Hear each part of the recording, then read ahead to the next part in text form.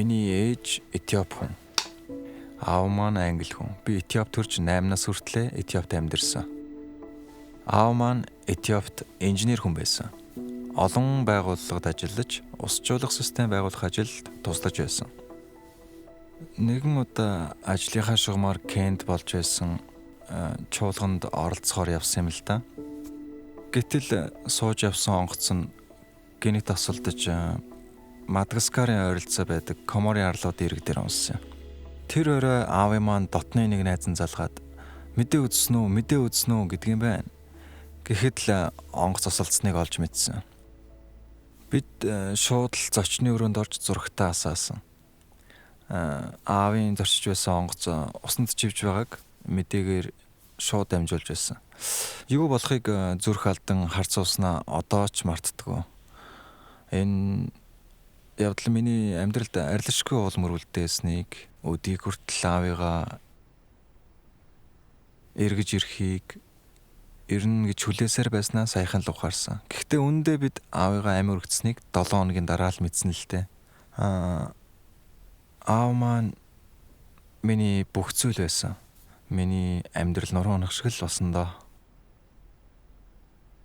Тэр ослоос амьд үлдсэн онгоцны үйлчлэгч аавыг маань эцсийн мөчөд хөл дээрээ зогсож итгэлийнхээ тухай хуваалцсан гэж хэлсэн юм.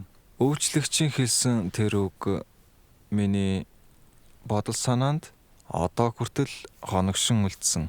Аавын маань хувьд энэ итгэл амьдралынх нь бүх зүйл байхаас гадна амьдралынхаа эцсийн тэр мөч хүртэл Есүс Христийн тухай бусдад хуваалцж байсан байх нь. Үүнээс үүдэн би яагаад энэ бүхэн аавын маань амьдралын утга учир байсан юм болоо гэж бодох болсон юм. Юуны өмнө энэ үнэн гэж үү? Үнэн гэдгийг яаж мэдэх юм бэ гэсэн асуултууд ухаан бодлоос гархаа байсан. Тэгээд Библи уншиж залбирч эхэлсэн. Үнэн гэдгийг нь ч мэдэрч эхэлсэн дээ. 8 настай байхдаа аавыгаа алдсан надад энэ бүхэн тайвшрал, итгэл найдварыг өгсөн юм. Гэхдээ 18 хүртлээр сайн ухаардгүй байж амьдрал минь хаашаа чиглэх тухай нухацтай бодож эхлэх үедээ Есүсийг дагах нь чухал гэдгийг л мэдэж байлаа. Тэгээд Есүсийг бусдад таниулах нь миний зорилго гэж бодох болсон нь энэ бүхний эхлэл болсон. Есүсийн сайн мэдээг ойлгож ухаарсан болохоор Бурхныг хайрлаж бусдад үйлчлэх нь хийх ёстой л зүйл байсан.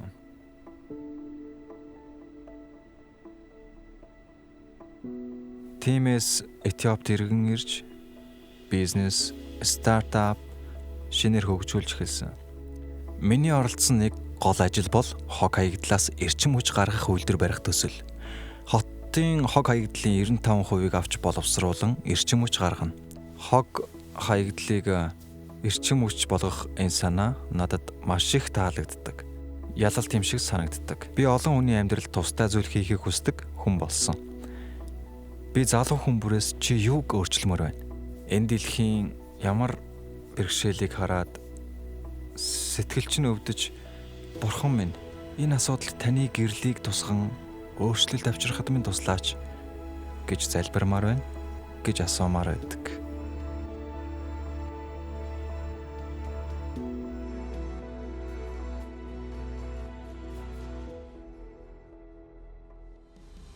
Өөх ус хангалттай биш байгааг л өөрчилмөр байна. Тэгш байтал хүн бүр тэгш хэрэгтэй гэж би боддог. Арьсан, соёл, уламжлал ер нь л бүх зүйлээс хамаарч дэлхийн удирдчдын явдал. Их тайван, өсөглөн намайг ойлгож байгаа зү. Энэ асуудлууд хэн ч үүсэх ёсгүй. Өсөглөн, мэдээж өсөглөн. Ядуурл Лос Анжелест гэхэд л маш олон хүн гудамжинд амьдарч байна. Заримдаа шүндөө маш хүтэрч байгаа. арьсангаар ялгарлан гадуурхах үүнээс болж л дэлхийд дайн тулаан үнэхээр ихсэж байна да. Дэлхийн их тайван, дайн тулаан, зовлон шаналлыг зогсоох. Би одоо сэтгцийн эрүүл мэндийн талаар судалж байгаа л да. Сэтгцийн зарим нэг тайлагдашгүй өвчнийг эмчлэхэд тусалмаар байна. Би шунлыг шийдмээр байна. 10 хүний хөрөнгө 10 тэрбум хүний хөрөнгөтэй тэнцвэршэн шүү дээ. Бүр 10 тэрбумаас ч илүү. Миний юу гэхэд байгаа ойлгож байна уу? Тэгэхээр энэ бүхэн миний бодлоор дэндүү шудраг усан. Бидний эргэн тойрондох гэр бүлээ алдсан, өнчин, халамж дутсан хүүхдүүдэд анхаарал халамж илүү сайн хандуулах хэрэгтэй байна л да.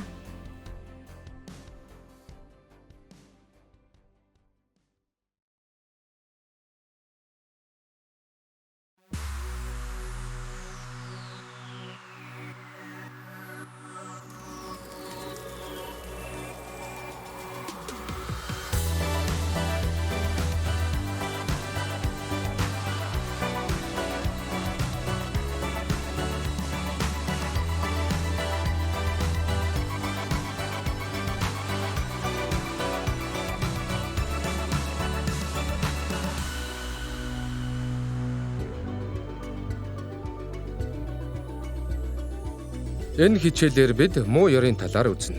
Ялангуяа чөтгөрийн талаар. Тийм ээ, Эфес номонд Паул ёрын муу сүнслэг хүч дэлхийд хэрхэн ажилдаг талаар заасан байдаг. Шинэ гэрээнд чөтгөрийг бодиттой байдаг гэж заадаг. Зарим хүмүүс ёрын муу хүч болон чөтгөрт амархан итгэдэг. Exorcist кино зохиолыг бичсэн William Blatty Бурхны тухайд бол би итгэгч биш л дээ. Харин чөтгөрийн тухайд бол өөр хэрэг шүү. Чөтгөр өөрийгөө сурталж хэлсээр байна гэж хэлсэн байдаг. Бусад хүмүүсийн хувьд чөтгөр гэдэг хийсвэр зүйл төдий байдаг. Бурханд итгэдэг ч гэсэн чөтгөр гэхээр арай л дэндүү хэтрүүлэгтэй санагддаг. Бид бурхан болон чөтгөрийн тухай буруу дүрслэл ойлголттой байдгаас л ийм зүйл болдог гэж би боддог. Бид ихэнхдээ бурханыг урт цагаан сахалтай өвөөгөөр төсөөлдөг. Бөгжний эзэн дээр гардаг Гэндалф шиг. Харин чөтгөрийг бид эвэр болон сүултээ гартаа сэрээ барьсан урт улаан оймстойгоор төсөөлдөг. Харин Библиэд өөрөөр дүрсэлсэн байдаг. Ёрын муу дэлхий, махбод болон чөтгөр гэсэн 3 зүйлээс гаралтай гэж Библиэд заадаг. Биднийг тойрон хүрээлж байгаа муу зүйлсийг бид дэлхий гэдгээ, махбод гэдэг нь хүний дотроос гардаг ёрын муу хүсэл юм. Хүний бие биш муу хүслийг хэлж байгаа. Тэгэд чөтгөр гэж байдаг. Гэхдээ чөтгөр байдагт итгэх хэрэгтэй гэж юу? Есүс итгэдэг байсан. Тэр дагалдагч нартаа ёрын муугаас гэтлгээч залбирахыг зааж өгсөн. Мөн Матай номонд чөтгөр Есүсийг уруу татахаар ирсэн тухай гардаг. Тиймээс чөтгөр байдаг нь Библиэд батлагдсан гэсэн үг. Мөн түүхийн туршид Христэд итгэгчид муу ёрын сүнслэг хүчинд итгэсээр ирсэн байгаа юм. Тийм ээ, чамд ийм зүйл тохиолдсон ч байж мэднэ. Чи альфа дээр ариун сүнсний хүч чадлыг мэдэрсний адил үүнийг хүчтэйгээр мэдэрсэн хүмүүст ихэнхдээ гинтэл хэцүү зүйлс тохиолдож бүх зүйл тэдний эсрэг болсон мэт байдаг. Бодож ч байгаагүй зүйлдээ уруу татагдаж гутралд автдаг. Энийг ойлгоход амархан. Бидний эргэн тойронд муу ёрын зүйлс дүүрэн байдаг. Энэ дэлхий дээр аимшигтай зүйл дүүрэн байдаг. Есүсийн заасан зүйлс, Библи, чуулганы түүх болон бидэнд тохиолдож байсан бүхнийг бодвол чөтгөр байдагт итгэхэд хангалттай шалтгаан бий. Муу ёр болон чөтгөрийн тухай эсрэг тесрэг хэрнээ адилхан хоёр аюул байдаг. Эхнийх нь огт итгэхгүй байх буюу байдгийг нь ч үгүйсгэх. Хоёр дахь нь муу ёрын зүйлсийг хит их сонирхох. Эд шид, мэрэг, төлөг, зурхай, сүнс дуудах гэх мэт зүйлсийг сонирхдог. Иймэрхүү зүйлсэд оролцдог бол аль болох хурдан бүрмсэн хаях хэрэгтэй. Муу ёрын зүйлстэй холбоотой бүх номоо хай. Юу ч үлдээхгүй бүгдийг хай. Тэгээд Бурханаас уучлал гуйгаарай. Иймэрхүү зүйлстэй зүү бусаар холбогдохыг Библиэд хоригдсан байдгийг та нар мэднэ.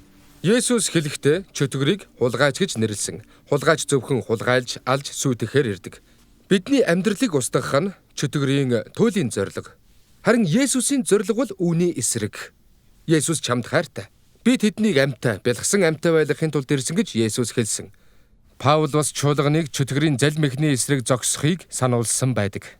Чөтгөрийн залмих гэж юу вэ? Тэр ямар арга хэрэгэлдэг вэ? Тэр биднийг 3 арга замаар унахыг оролддог. Уруу таталт, буруутгал, хуурам эхлэлт. За эхлээд уруу таталтын талаар ярив. Чөтгөр чамайг тэр үхлийн зам руу багаар, алхамаар оруулахаар уруу татдаг. Яг л загас тэгэ гэдгийг үл анзааран сайхан хоол байна гэж өмхөхтэй адилхан. Сидийн тухай сонссноо? Үгүй, юу болсон юм бэ? Тэр үнгүй үт вэ гэж андуурсан. Аимшигтай. Өнгөрсөн 7 хоногт миний аавгахаа айдаст яг адилхан зүйл тохиолдсон. Үгүй л үү дээ. Тэгсэн.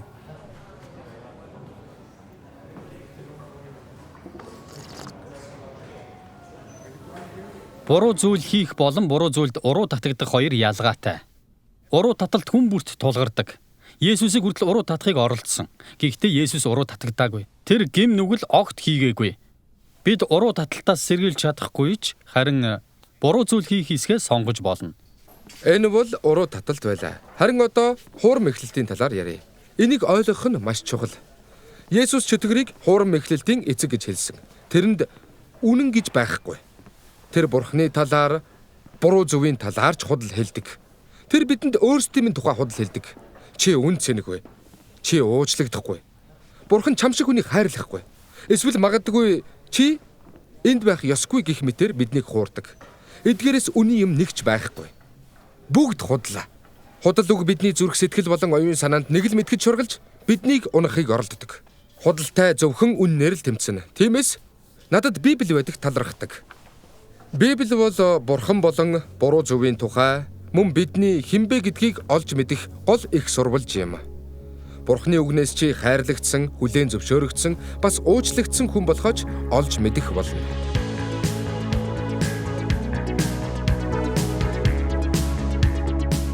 Хүмүүс өөрсдийгөө үргэлж хангалттай сайн биш гэж боддог. Бүхнийг мэднэ гэж боддог. Бүхнийг мэднэ гэж боддог. Бүхнийг мэднэ гэж бодох. Бүхнийг мэднэ гэж байхгүй шүү дээ. Маргааш хийнэ. Би маргааш ичнэ. Би чадахгүй. Хүмүүс өөрийгөө хуурдаг. Хамгийн том худал бол би чадахгүй. Ихэнхдээ оролдож үзээчгүй байдаг шүү дээ. Ямар нэг зүйлийг хийж чадахгүй гэж бодох. Чадах байсан ч тэгж боддог. Үзэгсэлэнтэй хэрнээ өөрийгөө царай муутай, муухай гэж боддог. Хүмүүс Бурхны тухай итгэдэг нэг худал зүйл нь Бурхан уйтгартай. Бурхан гэж байхгүй. Цагаан царайтай, урт цагалтай тэнгэрт байдаг. Хэцүү зовлонтой үед Бурхан өөрийг нь анхаардаггүй гэж боддог. Чиний чухал зүйлс Бурханд тэмч чухал биш.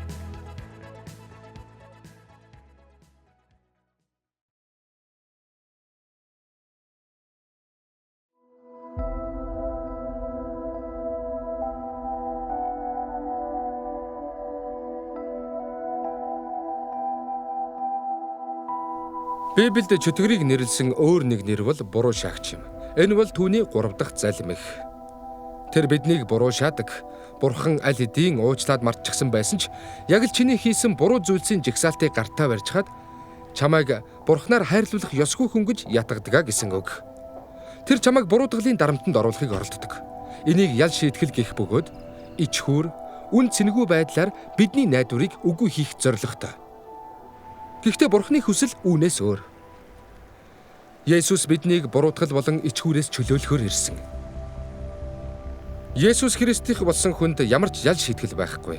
Ягагт гэвэл Есүс бидний авах ёстой тэр ял шийтгэлийг загалмай дээр үүрчихсэн.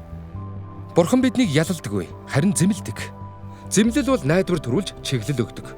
Би чамд илүү сайн сайхныг хүсэж байна. Энэ буруу. Гэхдээ би чамайг уучлсан. Чи энийг ялан дийлж чадна гэж Бурхан хэлдэг. Бид дайсны эсрэг хүчтэй тэмцэж чадна. Яков номын 4-р бүлэгт чөтгөрийг эсэргүүц, тэгвэл тэр өөрөө зүгтана. Бурханд ойрт, тэгвэл тэр чамтай ойрхон байна гэж хэлсэн байдаг. Заримдаа бид сайн муу хоёрыг дайн тулаантай адилтгаж боддог. Хэн нь ялахыг таашгүй хүч тэнцүү хоёр тал мэд. Гэвч Бурхан чөтгөр хоёрын хүч тэнцүү биш. Чөтгөр Бурхантай энэ тэнцэхгүй. Муу ёрын тал аль хэдийн ялагдсан гэж Библиэд хэлсэн байдаг. Тэр тулаанд бид аль хэдийн ялах нь тодорхой болсон. Учир нь Бурхан биднийг харанхуй хүчнээс чөлөөлж хайртай хүүгийнхэн хаанчлалд оруулсан. Өөрөөр хэлбэл чи урд нь чөтгөрийн захирдаг харанхуйн талд байсан. Харин Есүсийн үхэл болон амьлалтаар дамжин бид харанхуйн хүчний иргэшээлээс Бурханы хаанчлалд орсон. Бурхан бүхнийг захирдаг, эрх чөлөөтэй тэр хаанчлалд. Эндээс нэг асуулт урган гардаг. Бурхан биднийг аварч гисэн бол яагаад муу ёрийн зүйлс байсаар байгаа юм?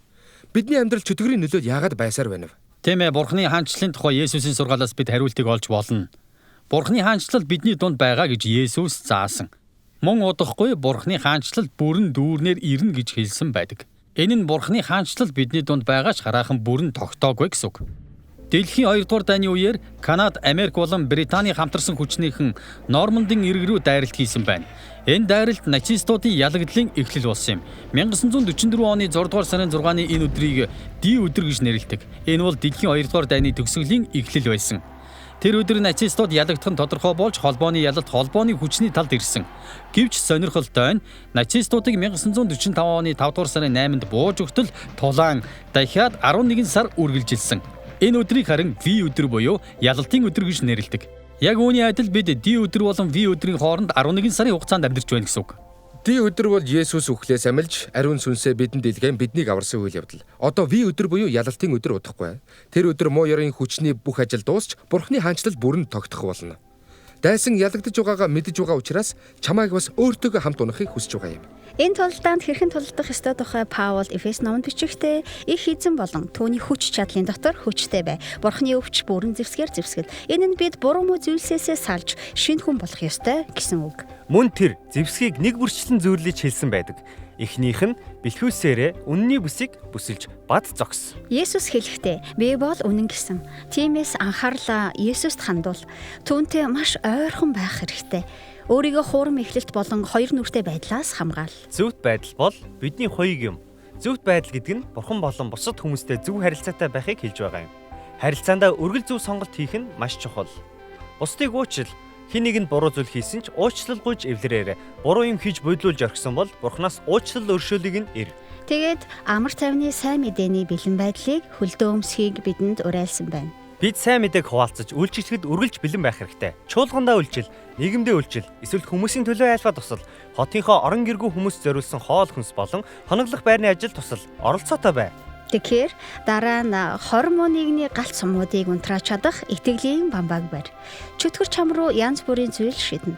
Эргэлзээ, айдас, гутрал, шунал гэдэл олон зүйл. Итгэлээ бууалд, итгэсээр байгаарай. Буруутгал мэдэрсэн үедээ бид Есүсийн хийсэн зүйлийг санаж өөрсдийгөө хамгаалах ёстой. Тэр биднийг чөлөөлөн, гим нүглийг уучлал цэвэрлэн шинэ хүн болгосон. Дараа нь авралын дуулгыг өмсөж оюун санаанд өрнөх тулаандаа ялалт байгуулах. Бүх өрөө таталт бидний оюун санаанд эхэлдэг. Аврал бол эрх чөлөө. Есүсийн өгдөг эрх чөлөөг бид авах бүрэн боломжтой. Дараа нь Паул Бурхны үг болох сүнсний сэлмийг гартаа барь гэж хэлсэн. Библи бол хүчрхэг зэвсэг. Бурхны үгээр өөрийгөө ундаал. Есүс чөтгөр цоригдох бүрдээ Библийн ишлэлээр хариулж байсан. Тэр үгийг сайн мэдэж байсан учраас моёрын сүнсний эсрэг ашиглаж чадсан. Эцэст нь Паул тасралтгүй залбир гэж хэлсэн. Бүх зүйлийн төлөө бүх ил төрлийн залбирал болон хүсэлтийн дагуу сүнсээр залбир. Тэгвэл бид ёрын муугийн дунд байсан ч Бурхны дотор баттай зогсож чадна.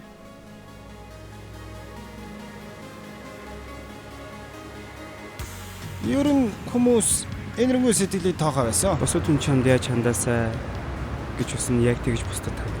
Ёрын мууг хараар л ялна. Хамтдаа нэгдмэл хүчтэй байх хэрэгтэй л дээ. Надад блок хөтлөх нь маш их ашигтай байдаг. Чи бодож байгаа зүйлүүдэд илэрхийлж болно. Шудраг ус зүйлийг илчлэх нь бидний хийж чадах хамгийн сайн зүйл. Ямар нэг юм буруу байгааг мэдвэл битгий дууган өнгөр. Миний бодлоор бид үгээр биш үйлсээрээ л харуулах хэрэгтэй. Идэвхтэй л байх хэрэгтэй. Веган болох хэрэгтэй. Би өөрөө веган биш л дээ. Гэхдээ энэ их олон асуудлыг шийдэх юм шиг. Шудраг бус зүйлийн төлөө тэмцэх гол арга зам бол сайн дурын үйлсэд оролцох. Яагад гэвэл чи сайн зүйлийн төлөө гар биеэрээ оролцож байна. Энийний төлөө хүмүүстэй уулзаж энэ дэлхийг сайн сайхан болгохын төлөө хувь нэмрээ оруулна.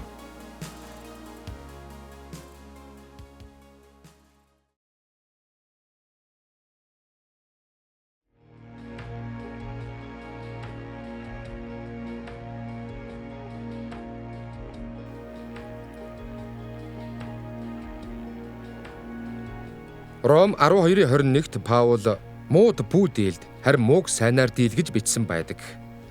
Ёрын муугийн эсрэг бид сайнаар хайраар тэмцдэг. Өдөр бүр бид бүхэнд гэр, сургууль, ажил дээрээ гэрэл болж хайрыг харуулах боломж байдаг. Мартин Лютер Кинг хэлэхдээ харанхуйг харанхуйгаар гэрэлтүүлж чадахгүй, зөвхөн гэрлэл харанхуйг дийлнэ. Үзэн ядалтыг үзэн ядалтаар биш, харин хайраар л дийлнэ гэсэн байдаг. Есүсийн дагалдагч нар ёрын муу зүйлстэй хэрхэн дэмцэж байсныг хараарай.